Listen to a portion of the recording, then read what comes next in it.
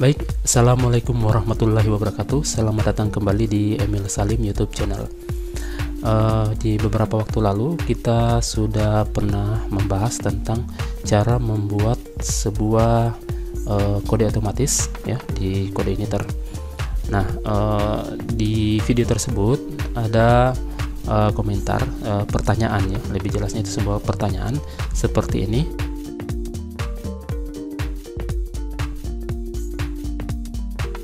Untuk penyelesaian dari pertanyaan tersebut, mari kita mulai.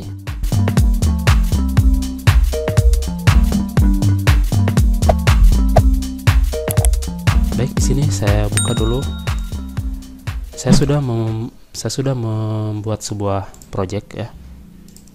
Kalau diperhatikan di sini ada controller invoice, kemudian ada model invoice, kemudian ada view invoice dan routes-nya ya. Di sini sebelum kita masuk ke auto kodenya, kode otomatisnya, kita akan membahas dulu sedikit tentang cara kerja yang sudah saya buat ini. Jadi sebenarnya mirip dengan yang di video sebelumnya. Jadi di sini saya tidak live coding lagi. Untuk cara kerjanya saya tinggal menjelaskan saja seperti apa. Yang pertama kita di controller dulu ya, di function index kita langsung mengembalikan sebuah tampilan atau view, yaitu view invoice. Yang ini ya. Jadi dia mengembalikan yang ini. Nah, di view invoice ini saya sudah membuat sebuah form yang dimana isinya ada label, kemudian satu buah input type berupa teks, kemudian ada satu buah tombol submit. Nah, kemudian di sini saya load sebuah jQuery dan menjalankan perintah. Jadi ada script ini menjalankan sebuah Ajax ya. Ketika dokumen ini telah siap, kemudian di sini ada URL, alamat yang dituju untuk melakukan get data ke invoice auto ya. Jadi di invoice auto ini adalah sebuah URL, alamat yang kita buat di routes ya. Di sini invoice auto ada di sini. Invoice auto ini nantinya akan menjalankan controller invoice, kemudian metodenya auto ya. Nanti kita lihat di situ. Terus nanti akan mengembalikan sebuah hasil yang akan kita parsing ke JSON dan kita isi di ID invoice. Nah, ID invoice itu yang ini. Jadi dia akan tampilkan di input type text ini. Ini ada ID invoice. Kemudian nilainya akan diisi berdasarkan apa yang kita dapatkan dari kembalian dari Ajax JSON-nya ya. Yang ini. Nah, sekarang kita menuju ke sini ya. Nah, tadi di sini kita akan menuju ke URL auto ya. Ini akan menjalankan controller auto. Ini controller invoice kemudian auto. Berarti yang ini dijalankan. Yang pertama di sini kita akan menjalankan sebuah model ya. Jadi modelnya namanya model invoice yang ini ya, model yang kita sudah buat ini. Nah, di situ kita akan akses sebuah function atau method di dalam model tersebut namanya autocode ya. Nah, sekarang kita buka dulu modelnya, kita lihat yang mana autocode-nya, yang ini ya. Jadi ada function di model ini, kita beri nama autocode, yang dimana autocode ini akan meload sebuah tabel namanya tabel invoice, kemudian kita select data tertinggi ya. Di sini kita akan asumsikan bahwa yang kita akan select di sini adalah data terakhir. Kemudian kita berikan alias nama lain yaitu invoice max ya. Kemudian kita result ya. Karena kita akan tampilkan dia, maka kita get result. Kemudian di sini kita buat sebuah variabel KD yang masih kosong yang nantinya kita akan isi dari sebuah nilai. Di sini kita buat sebuah kondisi. Jika query yang ini, fungsi get result ini lebih besar dari 0 atau ada hasilnya ya, maka dia akan for each ya. Dia akan jalankan query-nya, diberikan alias menjadi key ya. Nah, sekarang di dalam sini kita akan mengambil sebuah kode dengan menggunakan perintah substring ya, substr, kemudian key invoice max ya. Jadi dia akan meload yang ini, mengambil yang ini. Nah, nantinya kode yang dimunculkan di situ ini ya, ada inv 0001 ya. Jadi ada 7 digit ya. Kemudian yang diambil adalah min 4. Berarti kalau min 4 itu diambil dari karakter kanan. Berarti mulai dari 1, 2, 0, 0, 0. Nah, inilah yang dijadikan kode yang akan di counter atau ditambahkan. Jadi ini sebuah nomor urut. INV ini adalah sebuah kode dari invoice ya.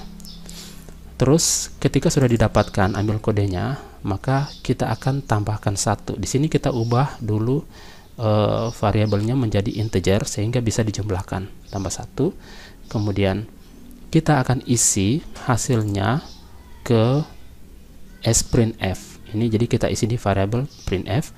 Jadi ada 4 karakter ya yang kita akan isi dengan counter ini.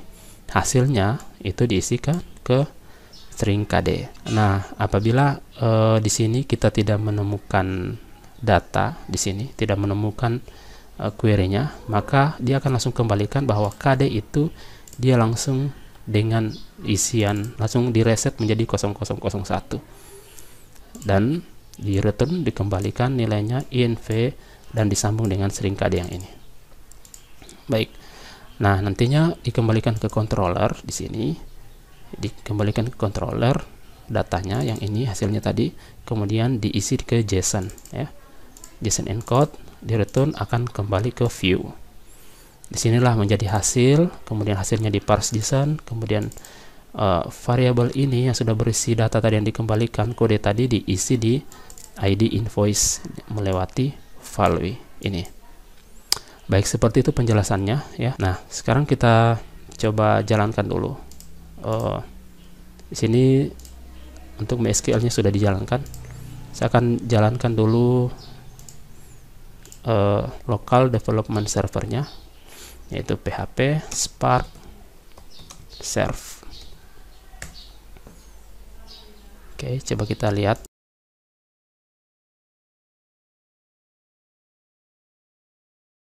Baik, tadi namanya di sini kita beri nama invoice. Ya, jadi hasilnya seperti ini. Nah, ini ya. Jadi kembali langsung ditampilkan INV 001 karena memang di ini di database-nya kita masih kosong, belum ada. Kalau kita tambahkan, kita simpan, maka dia langsung ke 002. Nah, kembali ke pertanyaan awal, bagaimana kalau kita akan menambahkan tanggal ya. Jadi kita akan men-setting ada tanggal di sini. Jadi setiap tanggal baru, maka counternya akan direset menjadi 001 kembali dan di counter lagi seperti biasa. Nah, caranya cukup mudah. Jadi kita langsung fokus saja di model ya. Karena prosesnya itu di model. Jadi contoh umpamanya yang format akan kita buat INV langsung tanggal, umpamanya tanggal 15 kemudian bulan 8 2022. Jadi ada 6 digit seperti ini kita tambahkan, maka kita akan set di sini ya. Jadi sesudah for each ini kita buat dulu kondisi di sini. Jadi jika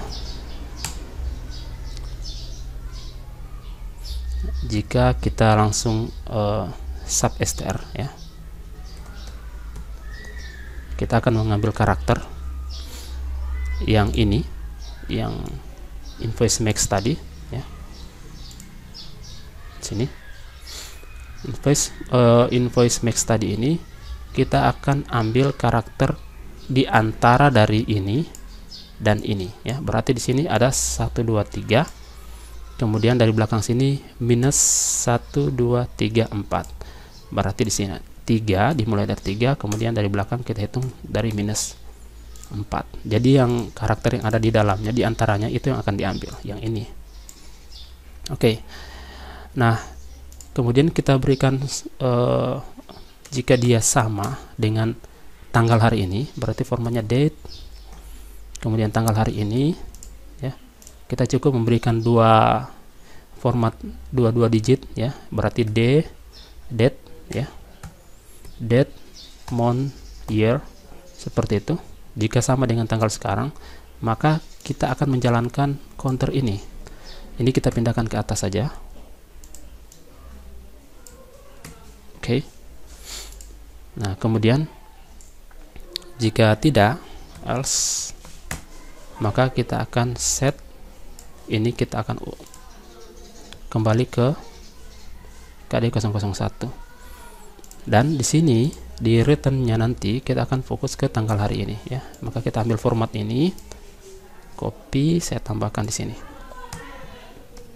Oke, saya save. Nah, yang lain tidak perlu kita ubah. Jadi yang kita ubah hanya di model ini. Sekarang kita coba refresh. Saya refresh. Baik, ini jadi sudah ada tanggalnya 14/08/22. Kalau kita tambah, simpan, maka dia akan tambahkan counternya. Baik, saya rasa cukup sekian, bisa teman-teman nanti praktekkan di rumah ya. Jadi kita hanya fokus saja di model untuk membuat invoice yang ada tanggal dan counternya sesuai dengan tanggal yang disetting oleh servernya. Baik, cukup sekian. Billahi taufiq wal hidayah. Assalamualaikum warahmatullahi wabarakatuh.